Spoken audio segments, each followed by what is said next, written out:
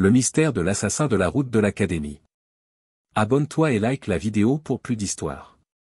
En 1987, la petite ville universitaire de College Station, au Texas, fut secouée par une série de meurtres particulièrement brutaux qui laissèrent les autorités perplexes et la communauté dans la peur.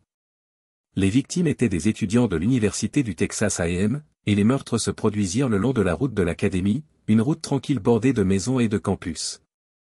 Le premier meurtre eut lieu en avril 1987.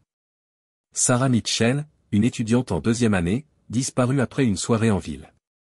Sa voiture fut retrouvée abandonnée sur le bord de la route de l'Académie, avec les clés encore dans le contact. Les recherches intensives qui suivirent ne menèrent à aucune piste. 2 semaines plus tard, le corps de Sarah fut retrouvé dans un champ à l'extérieur de la ville. Elle avait été poignardée à plusieurs reprises et laissée dans un état terrible.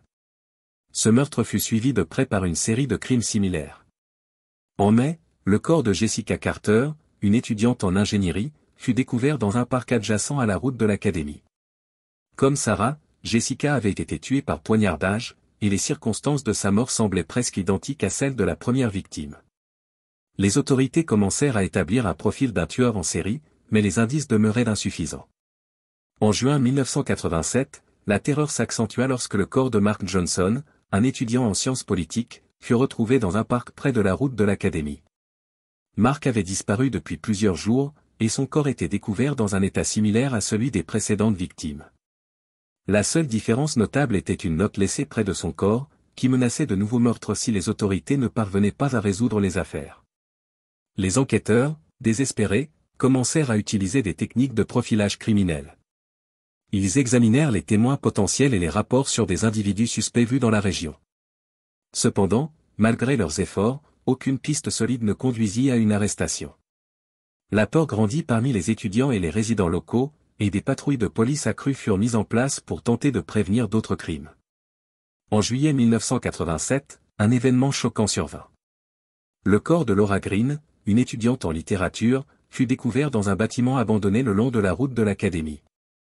Elle avait également été poignardée, et les détails de sa mort correspondaient aux précédentes victimes. Cette fois-ci, les autorités trouvèrent un indice crucial, un motif mystérieux tracé sur le sol près du corps, qui semblait correspondre à un symbole ancien ou ésotérique. Les mois passèrent, et les meurtres cessèrent soudainement. Les autorités continuèrent à enquêter, mais le tueur restait insaisissable.